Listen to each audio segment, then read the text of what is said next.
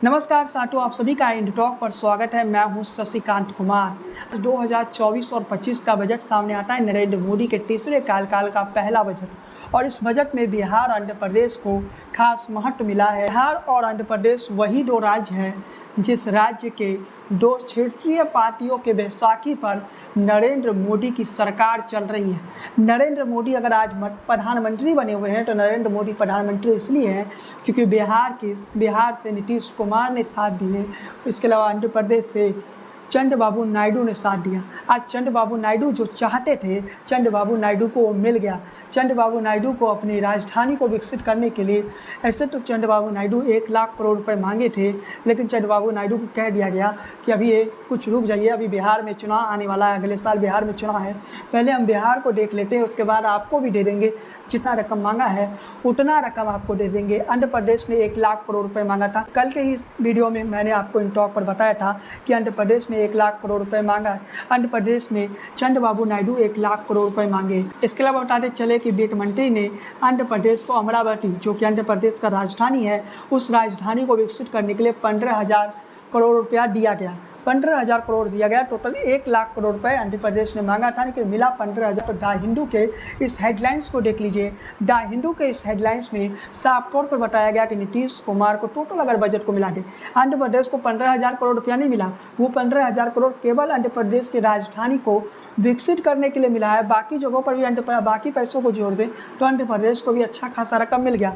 लेकिन द हिंदू के इस हेडलाइंस को देख लीजिए।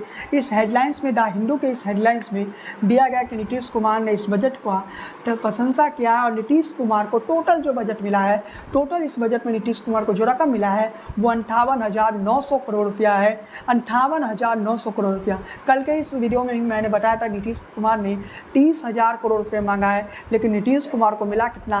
58,900 करोड़ रुपया। मतलब जो नीतीश कुमार मांगे, नीतीश कुमार जितना रकम माने, नीतीश कुमार से उससे ज़्यादा नरेंद्र मोदी की सरकार ने दे दिया। ये अलग विषय है कि नरेंद्र मोदी जब बिहार आए थे 2015 में विधानसभा के चुनाव पर प्रचार करने के लिए, उस वीडियो को भी आपको दिखाते हैं। उस वीडियो में नरेंद्र मोदी ने जितना रकम कहा था, शुरुआत जितने रकम से किया था, उससे थोड़ा ज़्यादा रकम आज बिहार को नरेंद्र मोदी ने दिया था। सबसे पहले 2015 के उस वीडियो को आपको सुनाते हैं। करो 50,000 करो कि ज्यादा करो,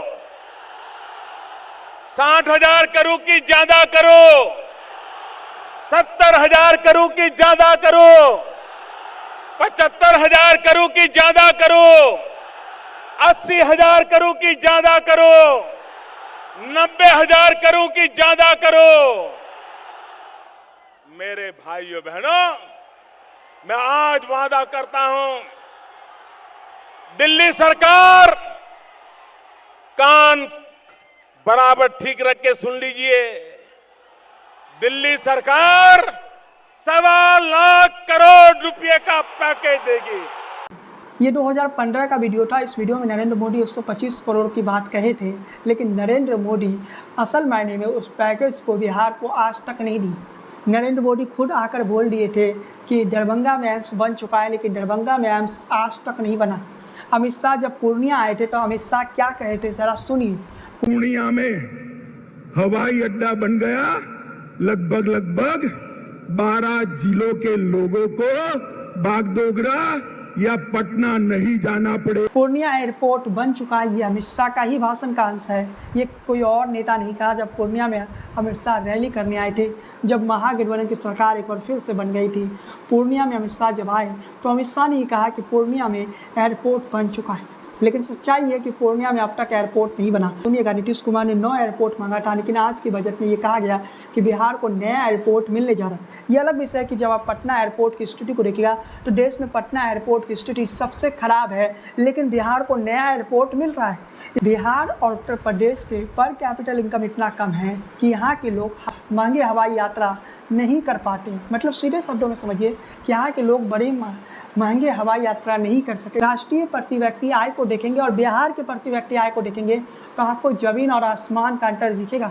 160,000 रुपया बिहार में जो लोग कमाते हैं, क्या वो हवाई यात्रा करने में, क्या वो 3,000 या 4,000 के हवाई यात्रा टिकट खरीदने में सक्षम है? जवाब है नहीं। नीतीश कुमार ने 4 शहरों में मेट्रो ट्रेन चलाने की बात कही थी और नीतीश कुमार के उस बात को कहीं ना कहीं नरेंद्र मोदी ने सुना और इस वक्त आपको बता दें मेट्रो ट्रेन के लिए भी बिहार को बजट दे दिया गया, लेकिन बिहार को 3 एक्सप्रेस वे मिला है। उत्तर प्रदेश में एक्सप्रेस वे लगातार बन रहा था, लेकिन अब बिहार को 3 एक्सप्रेस वे मिला है।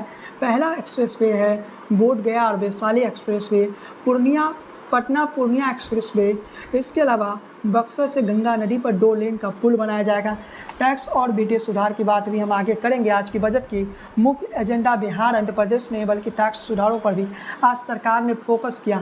लेकिन आज की इस बजट को थोड़ा आप अलग चश्मा से देखिए। बिहार को एयरपोर्ट मिल गया, बिहार को मेडिकल कॉलेज मिल गया। ये अलग बात है कि बजट भाषण के दौरान ये नहीं बताया गया, बजट भाषण के दौरान ये मेंशन नहीं किया गया कि बिहार के 3 शहरों को मेडिकल कॉलेज दिया गया। कल के ही वीडियो में मैंने बताया था कि नीतीश कुमार मेडिकल कॉलेज मांग रहे, 7 मेडिकल कॉलेज नीतीश कुमार मांग रहे थे। 30,000 करोड़ रुपए टोटल नीतीश कुमार ने डिमांड किया था, लेकिन केंद्र सरकार ने आज 58,900 करोड़ रुपए दे दिया। नीतीश कुमार जो डिमांड किए उससे कहीं ज़्यादा नीतीश कुमार को मिल गया। नीतीश कुमार 7 मेडिकल कॉलेज चाहते थे और मेडिकल कॉलेज बिहार को, नए मेडिकल कॉलेज बिहार में बनने जा रहा। इस बात का ऐलान स्वयं वित्त मंत्री ने किया कि इस बजट में इस बात का ऐलान वित्त मंत्री निर्मला सीतारमण ने किया कि बिहार को नए मेडिकल कॉलेज दिया जाएगा, बिहार को नया एयरपोर्ट दिया जाएगा। मतलब बिहार को इस बजट में बहुत कुछ मिला। बिहार नीतीश कुमार ने मांगा तो था 30,000 करोड़ रुपया। इसके अलावा जब सभी पार्टियों का बैठक हुआ, सर्वदलीय बैठक हुआ, उस बैठक के दौरान जो जेडीयू के कार्यकारी अध्यक्ष थे संजय झा, उन्होंने भी ये बातें कही कि विशेष पैकेज दिया जाए। जेडीयू के कार्यकारी अध्यक्ष थे संजय झा, उन्होंने ये कहा कि बिहार को विशेष राज्य का दर्जा नहीं मिलता है, तो बिहार को विशेष राज्य का दर्जा नहीं मिलता है तो उस परिस्थिति में बिहार को विशेष पैकेज दिया जाए। ये सर्वदलीय बैठक में संजय झा जो कि जेडीयू के कार्यकारी अध्यक्ष है और राज्यसभा में नेता सदन भी है, उन्होंने इस बात की डिमांड जब रखा था तभी नरेंद्र मोदी भी समझ गए थे अगर नीतीश कुमार पर ठीक से फोकस नहीं किया तो नीतीश कुमार पलटी भी ले सकते हैं। और नीतीश कुमार आरजेडी के लोगों से लगातार संपर्क में थे, आरजेडी के लोगों से लगातार कांटेक्ट में थे। नीतीश कुमार खुश तो हुए कि इस बजट में नीतीश कुमार जो चाहते थे वो नीतीश कुमार को मिल गया। लोग नीतीश कुमार की खामोशी पर भी प्रश्न खड़ा कर रहे थे, लेकिन नीतीश कुमार जो चाहते थे वो मिल चुका है। नीतीश कुमार को 3 एक्सप्रेस वे मिला है, बोधगया और वैशाली एक्सप्रेस वे, पटना और पूर्णिया एक्सप्रेस वे, बक्सर और गंगा नदी पर 2 लेन का पुल का मिला है। नीतीश कुमार को इसके अलावा और भी बहुत सारी योजना मिला। 26,000 करोड़ रुपए तो हाईवे और सड़क के लिए मिला है। मतलब आप समझ सकते हैं कि 58,900 करोड़ रुपए में 26,000 करोड़ रुपए केवल सड़क और हाईवे के लिए मिला है। तो नीतीश कुमार खुश है कि उन्हें जो चाहिए नीतीश कुमार को वो मिल चुका है। वित्त मंत्री निर्मला सीतारमण आज 5 बार बिहार का जिक्र किया बजट भाषण के दौरान।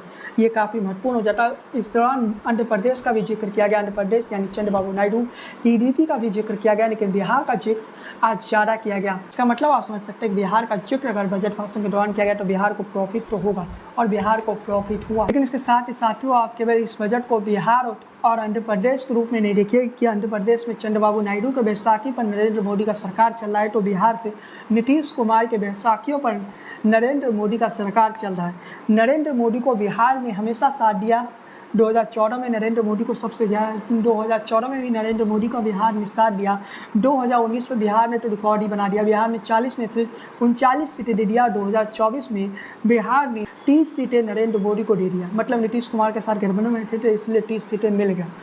बिहार में पलायन होता है, बिहार में बाढ़ का समस्या है, इन मुद्दों पर केंद्र सरकार ने 2014 और 19 में कुछ काम नहीं किया और इसी का नतीजा है कि 2024 में 9 सीटों का नुकसान हुआ। शायद ये सीटों की संख्या का नुकसान और बढ़ जाता अगर नीतीश कुमार साथ नहीं आते तो बीजेपी को 2 सीटें भी शायद बिहार में नहीं मिलता। ये आपको हम बता देते हैं साथियों। लेकिन थोड़ा आपको हम बता देते हैं आज की बजट में क्या हुआ, आज की बजट में क्या मांगा, क्या सस्ता हुआ, वो जानने के लिए आप intoknews.com पर जा सकते हैं। intoknews.com पर आप पढ़ सकते हैं। आज के बजट में पीएम आवास योजना के शहरी 2.0 के तहत 1 करोड़ शहरी और मध्य वर्गीय परिवारों को लाभ मिलेगा।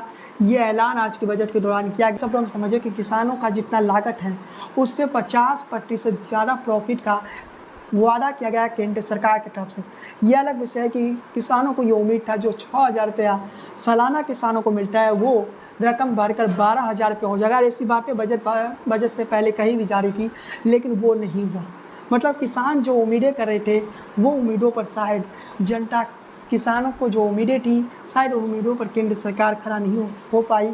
लेकिन इसके साथ ही जो महत्वपूर्ण बात है, आज के हम बजट को देखें तो आज के बजट में युवाओं की बात की गई। युवाओं को 4 करोड़ नौकरियां देने की बात कही गई। 4 करोड़ नौकरियां युवाओं को देने की बात कही गई। तो मतलब आज के बजट को आप इस रूप में भी देख सकते हैं, युवाओं के लिए आज की बजट खास महत्वपूर्ण है। 4 करोड़ रोजगार की बात कही गई। सरकारी नौकरी का जिक्र नहीं किया गया, मेंशन नहीं किया गया, इसलिए मैं सरकारी नौकरी नहीं कहता हूं। लेकिन 4 करोड़ रोजगार का बात केंद्र सरकार ने किया आज के बजट में। एग्रीकल्चर के लिए 1.52 लाख करोड़ रुपए दिया गया। एमएसपी पर कोई गारंटी किसानों को नहीं दिया गया। किसानों के लिए बजट में 21.6% यानी 25,000 करोड़ रुपए बढ़ाया गया। 6 करोड़ किसानों की जानकारी के लिए लैंड रजिस्ट्री लाई जाएगी। 5 राज्यों में नए किसान क्रेडिट कार्ड जारी किए जाएंगे। लेकिन किसानों की उस मांग पर बजट में कुछ नहीं कहा गया, कुछ भी ऐसा मेंशन बजट के दौरान नहीं की गई। मतलब किसानों की जो सबसे बड़ी मांग है उसे शायद नरेंद्र मोदी की सरकार ने पूरा नहीं किया। इस बजट में बिहार के लिए तो सब कुछ है, बिहार के लिए है, आंध्र प्रदेश के लिए है, झारखंड के लिए है, उड़ीसा के लिए है, बंगाल के लिए इस बजट में कुछ खास है। बिहार में विष्णु मंदिर कॉरिडोर बनाने की बात कही गई। अगर आपकी आय 10 से 12 लाख है तो आपको 15% टैक्स देना होगा। 12 से 15 लाख है आपका तो आपको 20% टैक्स देना होगा। अगर 15 लाख से ज़्यादा है तो आपको 30% टैक्स देना होगा। आज के बजट में खास बात ये रहा कि 7 लाख तक अगर आपकी कमाई है तो आपको इनकम टैक्स 5% देना होगा। यह आज के बजट में आप कह सकते हैं मिडिल क्लास के लिए बेटर है। तो मिडिल क्लास के लिए आज के बजट में कुछ अच्छा ना रहा, लेकिन ये इनकम टैक्स का ये नया स्लैब शायद उन लोगों को पसंद आएगा जिनकी आय 7 लाख से कम है। जिनका आय 7 लाख से ज़्यादा है और तो उन्हें शायद 10% टैक्स देना होगा, लेकिन जिनका आय 7 लाख से कम है उन्हें कम टैक्स देना होगा। लेकिन सरकार कहीं ना कहीं ये एक तरीका सरकार ने खोज लिया, जो मिडिल क्लास है उस पर टैक्स का बोझ सरकार बढ़ा रही है, लेकिन मिडिल क्लास से पैसा लेकर गरीबों को दे रही है। जो गरीब जो ज़रूरतमंद है उन्हें कहीं ना कहीं सरकार दे रही है। तो सरकार का ये नया फॉर्मूला है। इस फॉर्मूले के जरिए मिडिल क्लास के लिए कुछ अच्छे दिन नहीं है, मिडिल क्लास के लिए बुरे दिन ही है, लेकिन मिडिल क्लास से पैसा लेकर सरकार उन लोगों तक पहुंचाने की कोशिश कर रही है जो गरीब वर्ग है। जो इस देश में आप कह सकते हैं कि 80 करोड़ लोगों को मुफ्त राशन दी जाती है। इसके अलावा जो सरकार का जो कल्याणकारी योजना है उन कल्याणकारी योजनाओं में सरकार फोकस कर रही है। नरेंद्र मोदी ने 2015 में भी कुछ ऐलान किया था, लेकिन वो ऐलान ज़मीन पर नहीं उतरा। उम्मीद करते हैं कि आज की तारीख में 2024 में जब ये बजट आएगा तो ये बजट में जितना रकम दिया गया उतना रकम बिहार को मिलेगा। लेकिन आज की इस बजट को देखें तो मिडिल क्लास के लिए आज का दिन उतना खास नहीं रहा। अगर हम इनकम टैक्स स्लैब को देखें तो जो 7 लाख से कम कमाई कर रहे हैं उनके लिए एक अच्छा खुशी वाला खबर है कि उन्हें 5% टैक्स देना होगा। लेकिन आज के इस बजट में कुछ खास आपको नज़र नहीं आएगा। लेकिन आज के इस बजट में कॉर्पोरेट सेक्टर के लिए महत्वपूर्ण रहा, इंडस्ट्री के लिए महत्वपूर्ण रहा, अंबानी और अडानी के लिए आज का ये बजट काफ़ी बेहतर रहेगा।